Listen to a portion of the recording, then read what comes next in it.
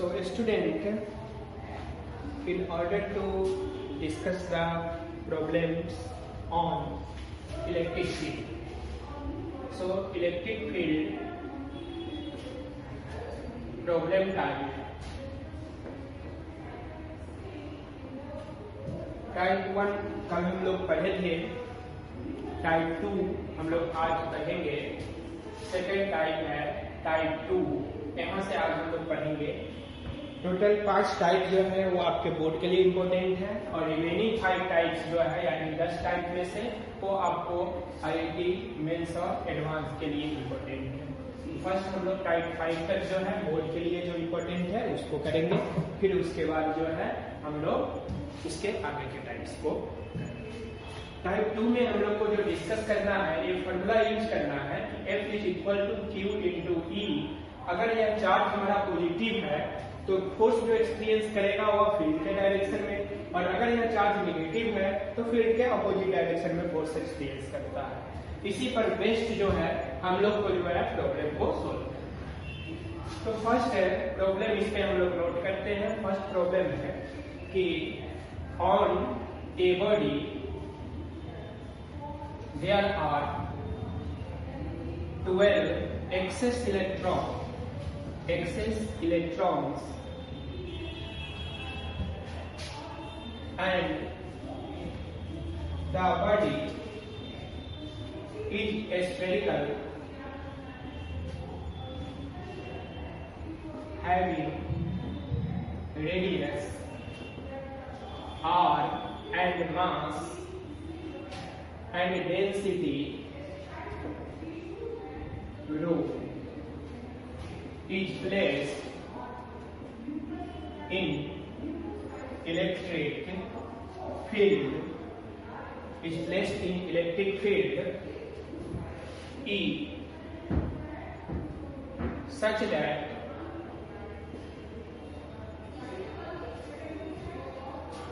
the body remains in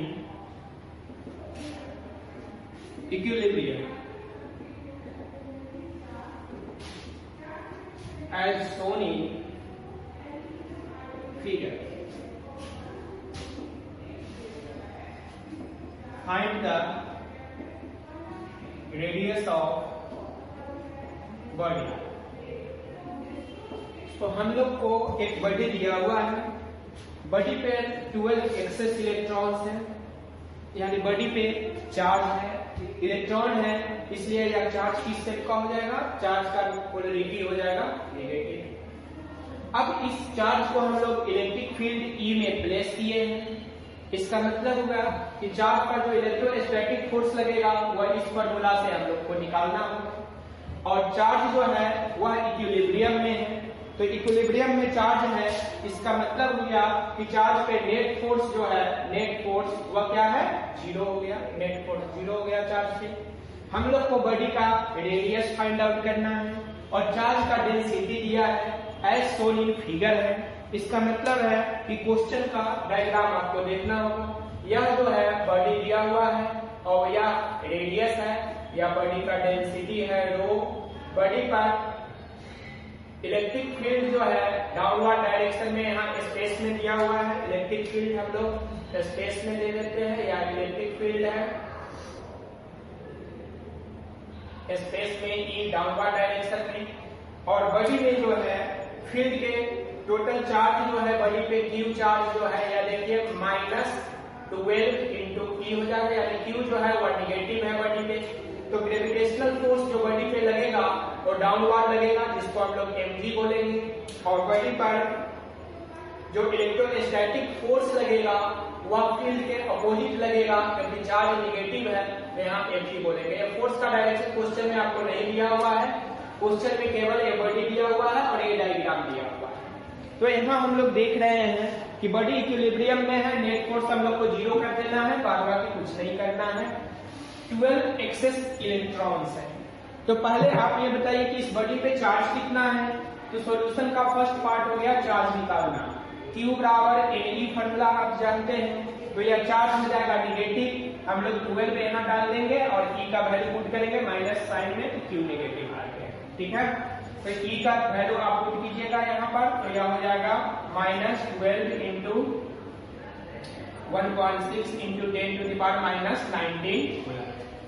Q निकालने के बाद अब जो है बॉडी पे net force since F resultant is equal to है 0, तो Fe प्लस mg दोनों का सम जो है वह 0 होगा। इम्प्लाइड दैट बताइए Fe is equal to mg।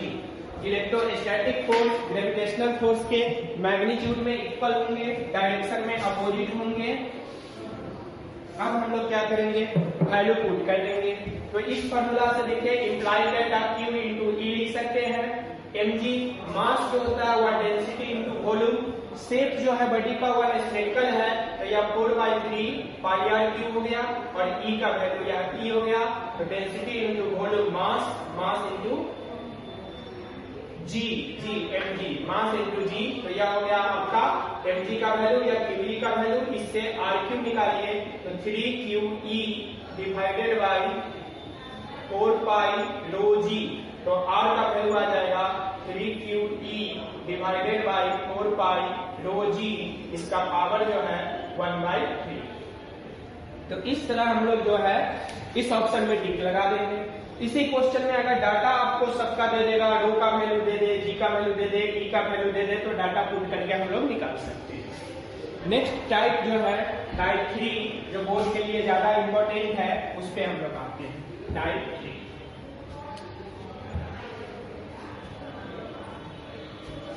Type 2 में हमेशा यही करना है कि कोई भी चार्ज इलेक्ट्रिक फील्ड में दिया हुआ रहेगा, इलेक्ट्रोस्टैटिक फोर्स रहेगा, तो ये इलेक्ट्रोस्टैटिक फोर्स आपको Fe Q इंटू E का यूज करना है। यही सिंपल ट्रिक है।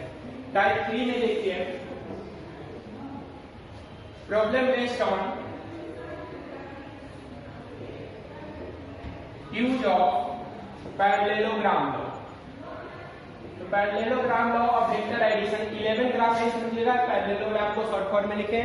तो parallelogram law of vector addition का यूज करके हम लोग को बनाना है। ऐसे क्वेश्चन में जैसे मान लेते हैं कि there is a equilateral triangle A, B and C। इस इक्विलैटरल ट्रायंगल का जो साइड है वह L है। A पर जो Q चार्ज है और C पर भी Q चार्ज है। B पॉइंट पर नेट इलेक्ट्रिक फील्ड आपको कैलकुलेट करना है। तो हम लोग जानते हैं कि किसी भी पॉइंट पे अगर फील्ड कैलकुलेट करना है तो हम लोग क्या कर सकते हैं, यहाँ +1 यूनिट चार्ज डालेंगे, यह पॉजिटिव इस डायरेक्शन में आएगा फील्ड। तो field at B due to A charge का इलेक्ट्रिक फील्ड है, और ये सी के कारण बी पर फील्ड आएगा, इसको हम लोग बोलेंगे field at B due to C. अब दो फील्ड हो गया, तो हम लोग क्या करेंगे, इस दोनों को parallelogram law of vector addition से ऐड कर देंगे। तो यह हो गया रिजल्टेंट इलेक्ट्रिक फील्ड EB। अब यह रिजल्टेंट इलेक्ट्रिक फील्ड जो है यह सीधी डायरेक्शन से यानी इसी फील्ड डायरेक्शन से फाई एंगल बना रहा है, और ये दोनों के बीच का एंगल जो है ये 60 डिग्री होगा, क्योंकि यह 60 डिग्री है हमारा इक्विलैटरल ट्रायंगल का एंगल। तो यहाँ पर हम लोग क्या करेंगे, फर्स्ट चार्ज का फील्ड कैलकुलेट करते हैं, सेकेंड चार्ज का फील्ड कैलकुलेट करते हैं, और उसके बाद parallelogram law of vector addition का यूज करके वैल्यू निकालते हैं। तो फर्स्ट आप लिखिए ए के कारण इलेक्ट्रिक फील्ड हो जाएगा 1/4πε0 Q/L², और डायरेक्शन देखिए ए से बी की ओर है, तो AB कैप। उसी तरह electric field due to C EC 1/4πε0 Q/L², और C से B की ओर डायरेक्शन है, तो इसको लिखेंगे CD कैप। दोनों फील्ड का मैग्नीट्यूड सेम है। अब पैरेललोग्राम लॉ ऑफ यूज करेंगे फ्रॉम SPP सुपरपोजिशन प्रिंसिपल या यूज ऑफ पैरेललोग्राम। EB जो है resultant field at B vector sum of A plus vector sum of B, आपको ये लिखना है। तो EB का जो मैग्नीट्यूड होगा ये parallelogram law of vector addition का यूज कीजिए। EA², यहाँ C होगा EC plus EC² plus 2EA into EC into cos कितना डिग्री हो जाएगा, दोनों का बीच का बोलिए 60 डिग्री। अब वैल्यू आप पुट करते जाइए, यहाँ पे रूट ओवर E 1/4πε0 Q/L² का होल स्क्वायर। EC का भी मैग्नीट्यूड इतना ही है, तो यह देखिए 1/4πε0 क्यू बाई एल स्क्वायर का होल स्क्वायर और प्लस 2 इंटू ई ए इंटू ईसी। ई ए ईसी का मैग्नीट्यूड सेम है तो यह 2 into 1/4 pi epsilon not Q by L square का होल स्क्वायर हो गया और ये 2 का 2 आ गया यहाँ पर।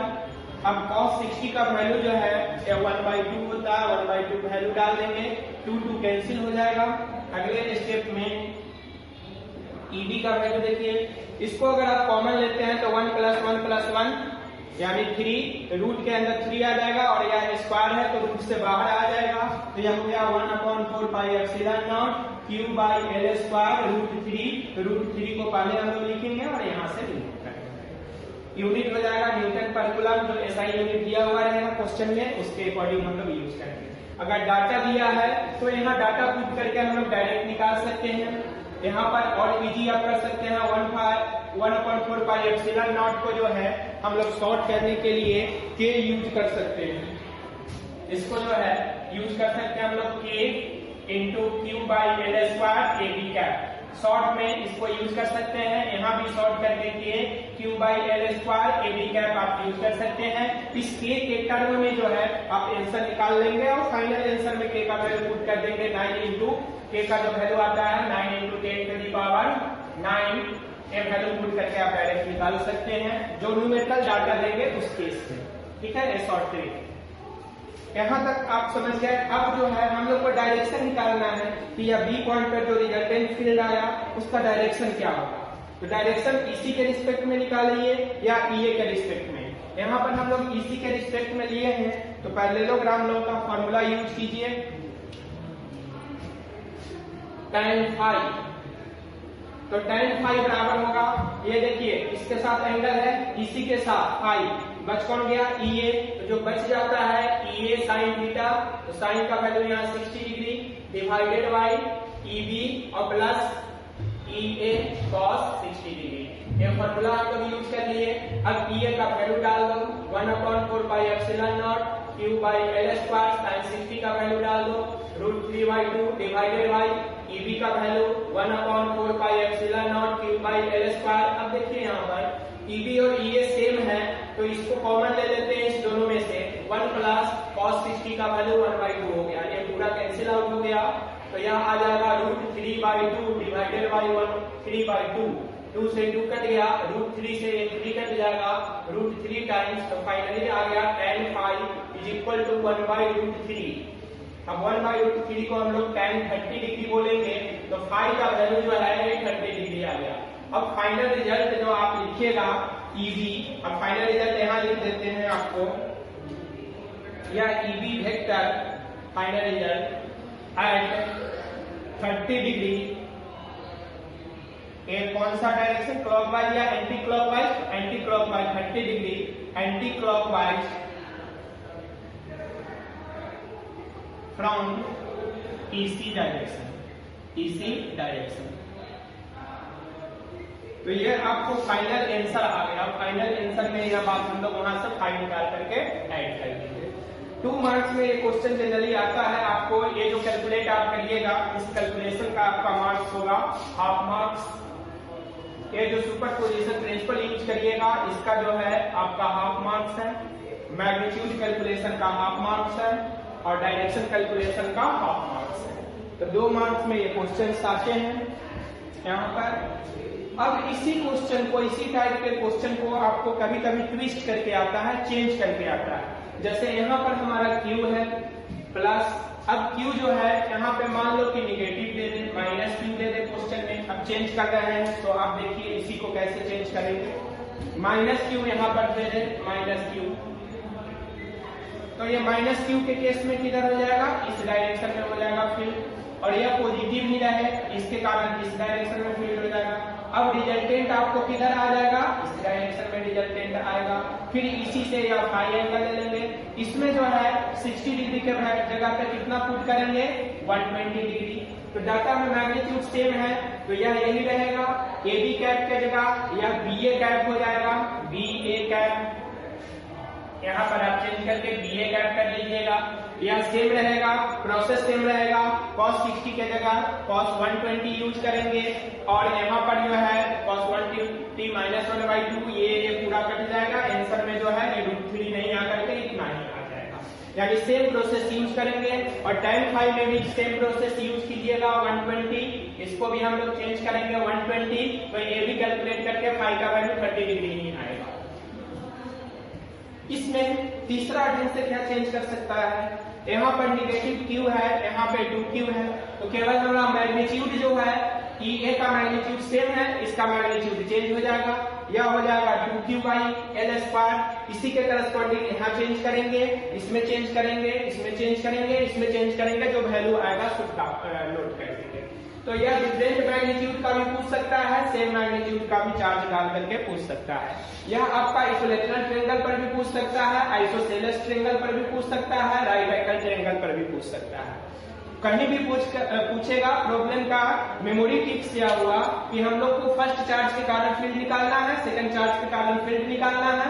तो मेमोरी टिप्स ध्यान रखिए, फर्स्ट चार्ज के फील्ड, सेकंड चार्ज का फील्ड और पैरेललोग्राम लॉ से उसका मैग्नीट्यूड निकालना है और tan phi निकालना है। केवल 4 स्टेप यूज करना है।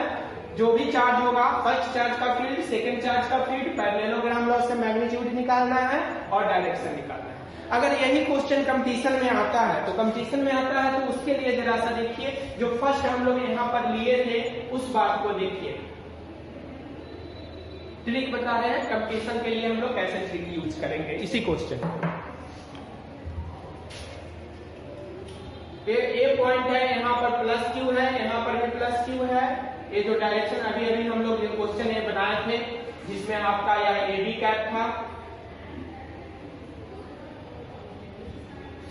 120 के जगह यह 60 डिग्री था, ये वैल्यू जो है √3 आया था और यह एंटी क्लॉकवाइज 30 डिग्री पे आया था। तो आंसर यही है। अब शॉर्ट ट्रिक इसका देखिए। शॉर्ट ट्रिक क्या होता है कि अगर दो वेक्टर का मैग्नीट्यूड बराबर हो, वेक्टर ए और बी का मैग्नीट्यूड बराबर हो और थीटा 60 डिग्री है, तो रिजल्टेंट का जो मैग्नीट्यूड होगा वो √3 इंटू किसी एक का मैग्नीट्यूड होगा और फाई जो है वो θ/2 होगा। तो डायरेक्ट इस कंसेप्ट को याद कर लीजिए आप, यह हो गया आपका कॉम्पिटिटिव ट्रिक। इस ट्रिक का यूज अगर आप करेंगे तो डायरेक्ट बन जाएगा। आप देखिए EA का मैग्नीट्यूड मालूम है, EC का मैग्नीट्यूड दोनों सेम है, दोनों के बीच का एंगल कितना है 60 डिग्री, कंडीशन सेटिस्फाई कर रहा है। डायरेक्ट आंसर क्या लिखेंगे, √3 इंटू किसी एक का मैग्नीट्यूड 1/4πε0 Q/L² θ/2 60/2 कितना हो गया 30 degree. So this is your answer. अब यहाँ पे आप आंसर से मैच कराइए, क्या यही आंसर आया है, देखिए यहाँ पर। So this is your answer and यहाँ पूरा कैलकुलेट करके इतना ही आंसर आया है। इसका मतलब अगर शॉर्ट ट्रिक हम लोग यूज करते हैं तो ये डायरेक्ट जो है हम लोग आंसर निकाल लेंगे विदिन 20 सेकेंड और उसको आपको ज्यादा कैलकुलेट करने की भी जरूरत नहीं है। एक का केवल देखिएगा और डायरेक्ट लिख दीजिएगा आंसर कौन है। ऑप्शन दिया रहता है तो और इजी है, 4 ऑप्शन दिए रहेंगे, 4 में से एक सही ही रहेगा, डायरेक्ट आप टिक लगा सकते हैं, टाइम आपका बचेगा। दूसरा जो क्वेश्चन इस पे हम लोग लिए थे उसके लिए देखिए यही ट्रिक काम आता है। यहाँ पर जो दूसरा क्वेश्चन हम लोग यूज किए थे जिसमें इसको निगेटिव कर दिए थे -Q और आपको इस डायरेक्शन में फील्ड आ गया था EA और EC वही था और ये डायरेक्शन इधर आ गया था और ये आंसर आया था आपका 1/4πε0 Q/L² और यह आया था 60 डिग्री। अब इसके लिए ट्रिक देखिए, मॉड A जो है वो मॉड B के बराबर है। 60 डिग्री की जगह जब हमारा यह 120 डिग्री होता है तो ये आंसर डायरेक्ट A के बराबर होता है, यानी किसी भी एक वेक्टर के मैग्नीट्यूड के बराबर और फाई वही रहता है θ/2। तो डायरेक्ट आंसर क्या आ जाएगा A, यानी जो मैग्नीट्यूड है किसी एक का वही आ गया यह और डायरेक्शन जो है 60 डिग्री पे आ जाएगा। डायरेक्ट हम लोग लिख देंगे इस ट्रिक का यूज करके। तो इस तरह कुछ ट्रिक है जिस ट्रिक को अगर आप चाहें तो एक जगह समराइज कर लीजिए अपने फैन बुक। तो फैन बुक नहीं बोल के FNB हम लोग बोलते हैं। FNB का मतलब होता है formula note book, FNB। Common language में आप अपने इंटरेस्ट को जगाने के लिए फैन बुक बोल सकते हैं। तो फैन बुक में आप कुछ नोट कर लीजिए ट्रिक जो है, एक ट्रिक के लिए आप नोट कर लीजिए शॉर्ट में, अगर mod A is equal to mod B है और एंगल जो है वह हमारा थीटा है तो R का वैल्यू जो होता है 2A cos θ/2 और फाई जो होता है वो θ/2 होता है। ये शॉर्ट ट्रिक है सबके लिए। अब इसी में आप देखिए, आप दूसरा अगर चाहे तो निकाल सकते हैं। मॉड ए जो है वह इक्वल टू बी हो, यानी दो वेक्टर बराबर मैग्नीट्यूड का हो। थीटा जो है वह हमारा 60 डिग्री है, तो आर का वैल्यू √3 टाइम्स फर्स्ट वेक्टर, और फाई जो है वो डायरेक्ट हाफ हो जाएगा। इस कंसेप्ट का यूज करिएगा 30। तीसरा आप याद कर सकते हैं, मॉड ए जो है अगर बी के बराबर है, थीटा का वैल्यू 120 डिग्री है, तो आर का वैल्यू डायरेक्ट ए के बराबर हो जाता है। यानी इस केस में जो है डायरेक्ट हमारा एक ही मैग्नीट्यूड निकालेंगे, दैट बिकम्स योर आंसर, और फाई जो है इसका 60 डिग्री हो जाएगा। नेक्स्ट आप देखिए, मॉड ए जो है अगर वह बी के बराबर है और थीटा का वैल्यू 90 डिग्री है, तो इस केस में अगर दोनों के बीच 90 डिग्री है तो आर का वैल्यू √2 इंटू ए 1 वेक्टर होता है, और फाई जो होता है हाफ हो जाएगा 45 डिग्री। तो अगर दिस ट्रिक अगर आप यूज कर दीजिएगा तो ये आपका मैक्सिमम स्मार्ट ट्रिक है, ये वैल्यू पुट करके। लेकिन इसमें भी कॉस्ट सोचना पड़ेगा, ये डायरेक्ट आप मेमोराइज कर दीजिएगा। मेडिकल वाले को मेमोराइज नहीं करना होगा क्योंकि उनके पास टाइम बहुत कम रहता है। डायरेक्ट कम टाइम आप बचाइए, टाइम बताइए, कम टाइम में क्वेश्चन को सॉल्व कीजिए। तो ये आप अपने FMB में जो है नोट कर सकते हैं। नेक्स्ट हम लोग जो है इसमें कितने तरह से क्वेश्चन को आपको घुमाएगा वो आपको बता दिए हैं। सेम मैग्नीट्यूड हो सकता है, डिफरेंट मैग्नीट्यूड हो सकता है, पॉजिटिव निगेटिव हो सकता है, ट्रायंगल का शेप चेंज कर देगा, आइसोसेलेस। यहाँ पर ध्यान दीजिएगा, ये ट्रिक तभी वैलिड होगा जब दोनों का मैग्नीट्यूड सेम हो, उसी केस में हम लोग वैलिड इसको करेंगे, अदरवाइज। अब हम लोग आते हैं नेक्स्ट टाइप पे।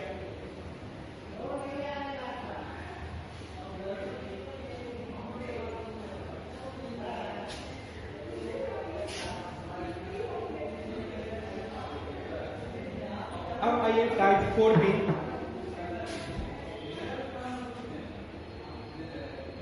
यह टाइप 4 जो है ये स्ट्रिंग प्रॉब्लम और string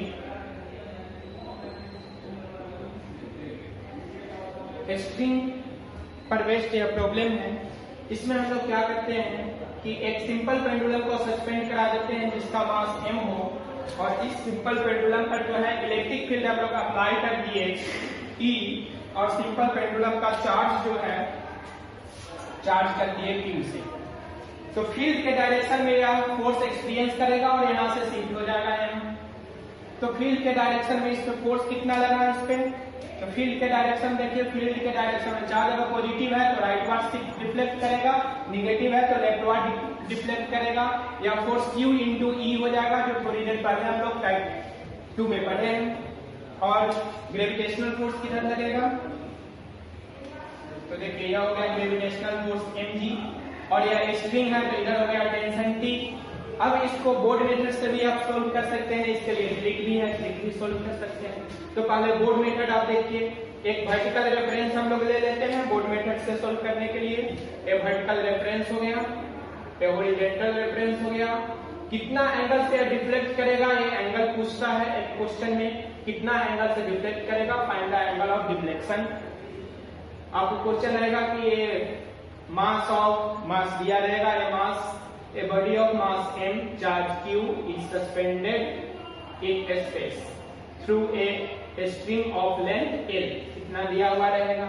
and electric field E of some strength is applied on it, what will be the deflection of a spring in equilibrium position।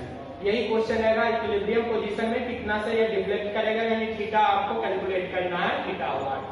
This is theta, this angle becomes theta alternate angle से, और T का एक component इधर हो गया T cos theta, और एक component इधर हो गया टी साइन थीटा।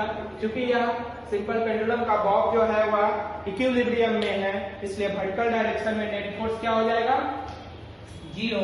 तो हम लोग लिखेंगे T cos theta will be balance bye mg, और T sine theta will be balance bye qe। दोनों को डिवाइड कर दीजिए इससे इसको, यानी कि इसको 2 को 1 से डिवाइड कर दीजिए। तो हम लोग लिखेंगे 2 divided by 1 implies that T cut जाएगा, tan थीटा बचेगा, tan थीटा बराबर QE बाई mg। अब m QE दिया रहेगा, थीटा का वैल्यू आप निकाल सकते हैं, theta is equal to tan inverse QE by mg। अब यहाँ पर हम लोग को क्या देखना है, इसके लिए भी ट्रिक एक हम लोग को देखना है। इसके लिए ट्रिक हम लोग क्या यूज करेंगे, ट्रिक जिस ट्रिक को आप FNB में नोट कर सकते हैं।